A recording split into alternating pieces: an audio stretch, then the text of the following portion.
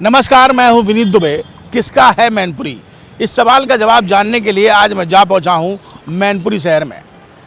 मैनपुरी शहर की जनता 2024 लोकसभा चुनाव के इलेक्शन को लेकर क्या कुछ कहती है, ये भी हम आपको बताएंगे और जानेंगे कि मैनपुरी की जनता का मिजाज क्या है। लेकिन उससे पहले आपको बताते हैं कि मैनपुरी का राजनीतिक इतिहास क्या है। मैनपुरी सीट हमेशा से ही समाजवादी पार्टी के कब्जे में रही है और इस पूरे क्षेत्र को समाजवादी पार्टी का गढ़ कहा जाता है। 1996 से लेकर अब तक अगर देखा जाए तो सीट पर समाजवादी पार्टी का दबदबा रहा है, यानी कि ये एक ऐसा किला है जिसे अब तक कोई नहीं भेद पाया। समाजवादी पार्टी हमेशा से इस सीट पर अपना परचम लहराती चली आई है। अगर देखा जाए नेताजी मुलायम सिंह यादव के देहांत के बाद तो जब उपचुनाव हुए तो यहीं से ही, इसी सीट से ही डिम्पल यादव को खड़ा किया गया और वो यहाँ से सांसद बनी। और अब एक बार फिर से समाजवादी पार्टी ने डिम्पल यादव को यहाँ से टिकट दिया और अब वो चुनावी मैदान में अपनी ताल ठोक रही हैं। लेकिन देखने वाली बात यह है कि दूसरी तरफ लगातार जो हर जगह अपना परचम लहराने की कोशिश करती है भारतीय जनता पार्टी, जो इस बात को कहती है कि वो सबका साथ, सबका विकास के साथ क्षेत्र में उतरे हैं। मैनपुरी के विकास के चेहरे को लेकर, मैनपुरी के विकास की तस्वीर को लेकर यहाँ से ठाकुर जयवीर सिंह को भारतीय जनता पार्टी ने टिकट दिया, जो कि उत्तर प्रदेश में पर्यटन मंत्री भी हैं और मैनपुरी की सदर सीट से विधायक भी हैं। वहीं दूसरी तरफ अगर दूसरे प्रत्याशी की बात की जाए तो यहाँ से गुलशन साक्य, जो बहुजन समाज पार्टी से प्रत्याशी हैं, उनको टिकट दिया गया, क्योंकि अगर वोटर्स की बात की जाए तो लगभग 4 लाख वोटर मैनपुरी में हैं, जिसमें सबसे ज़्यादा संख्या साक्यों की है। और यही वजह है कि साक्य वोट भी कहीं ना कहीं अपने आप को ये समझता है कि वो निर्णायक भूमिका में रहता है। अब गुलशन साक्य क्या कुछ कितने वोट लेकर जाएंगे ये तो आने वाला वक्त ही बताएगा। लेकिन यहाँ पर सीधा टकराव जो है वो समाजवादी पार्टी और बीजेपी का है, क्योंकि एक तरफ क्षत्रिय चेहरा ठाकुर जयवीर सिंह हैं, जो एक कद्दावर नेता हैं, तमाम विकास काम उन्होंने यहाँ पर मैनपुरी में कराए हैं। दूसरी तरफ डिम्पल यादव हैं, जो लगातार उनका परिवार जो है वो सीट से काबिज रहा है और यहीं पर ही सपा का खिला रहा है। अब देखने वाली बात ये होगी कि आगामी चुनाव में जनता किसे इस सीट से चुनकर सत्ता के शिखर पर पहुंचाती है। ये जानने के लिए जनता के पास चलते हैं और जनता से जानेंगे कि मैनपुरी का मिजाज क्या है।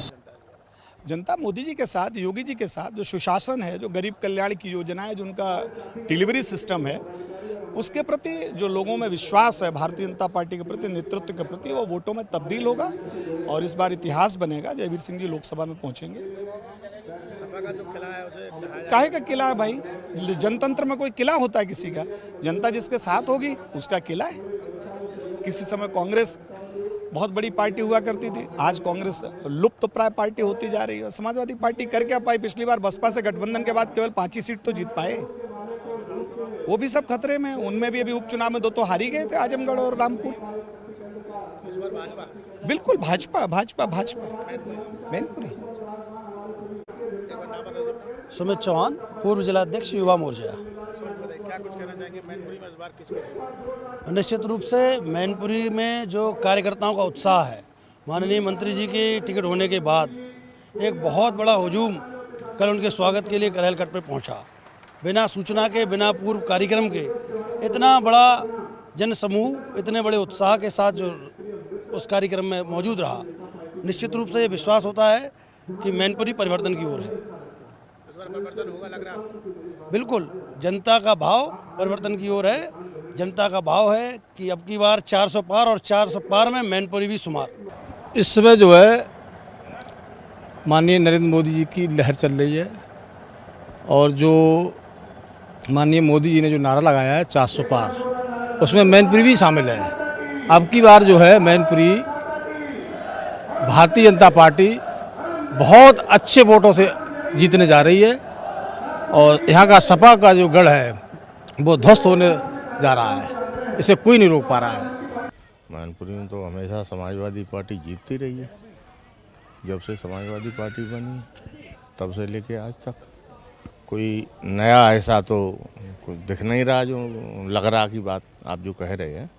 समाजवादी पार्टी के जो कार्यकर्ताओं का मनोबल है, अभी पिछले उपचुनाव में 2,50,000 से जीते भी हैं, तो कार्यकर्ता तो ये मान के चलते हैं कि हमारी पिछले चुनाव से और बड़ी जीत होगी।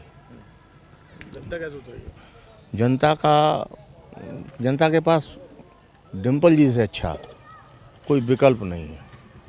क्योंकि जनप्रिय लोकप्रिय वो सांसद हैं और जनता के बीच घूम रही हैं, लगातार जनता के बीच जा रही हैं, जनता की भावनाओं को सुन रही हैं।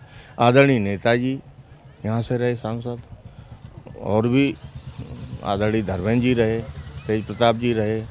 तो ये लोकसभा एक ऐसी लोकसभा है कि यहाँ जितने भी कार्य आपको दिखेंगे, जो भी कार्य दिखेंगे, ये सब समाजवादी पार्टी की देन है। मैनपुरी में जो भी कार्य अगर आपको विकास के नाम पर दिखेगा, वो समाजवादी पार्टी का दिखेगा। अब की बार ये बिल्कुल नई तरह का चुनाव है और हम लोग अति उत्साह में तो नहीं हैं, लेकिन इतना बेहतर चुनाव बहुत समय से नहीं हुआ होगा। वो लोग अब की बार निर्णय करने जा रहे हैं। ये माननीय मुलायम सिंह जी का गढ़ है और यहाँ पर हमेशा समाजवादी पार्टी का प्रत्याशी चुनाव जीता है और अभी भी दोबारा भी चुनाव यहाँ से माननीय डिम्पल यादव जी चुनाव बहुत अच्छे मतों से चुनाव जीतेंगे। काम कराया समाजवादी पार्टी ने? समाजवादी पार्टी के अलावा किसी ने काम कराया हो? बीजेपी वाले केवल 10 काम गिना दें कि मैनपुरी ज़िले के लिए मैंने ये 10 काम किए हैं। समाजवादी पार्टी ने सारी सड़कें, सारे कॉलेज, यहाँ पर ITI कॉलेज, सैनिक स्कूल, इंजीनियरिंग कॉलेज, ये सारी चीज़ें दी हैं और किसी ने समाजवादी पार्टी के अलावा किसी ने कोई काम नहीं किया है। कि मैनपुरी जो है वो हमेशा से समाजवादी पार्टी का गढ़ है और भाजपा कहती है कि इस बार इस किले को ढा देंगे। क्या आपका क्या मानना है एज ए जनता मैनपुरी? भाजपा ने इस बार ऐसा कैंडिडेट उतारा है कि ऑटोमेटिक सपा का 1 लाख वोट बढ़ गया है। क्यों ऐसा क्यों? क्योंकि पहले वो शाक्य प्रत्याशी उतारते थे, तो इस बार शाक्यों का और राजपूतों का, लोधी राजपूतों का जो वोट है वो पूरा 70% सपा में जा रहा है। अच्छा, इसलिए आपको लगता नहीं है, ये है प्रत्याशी इधर गुलशन साक्य जो है बसपा से, वो उससे नुकसान उनको होगा, बीजेपी वालों को। इस पर समाजवादी पार्टी का कोई असर नहीं पड़ेगा।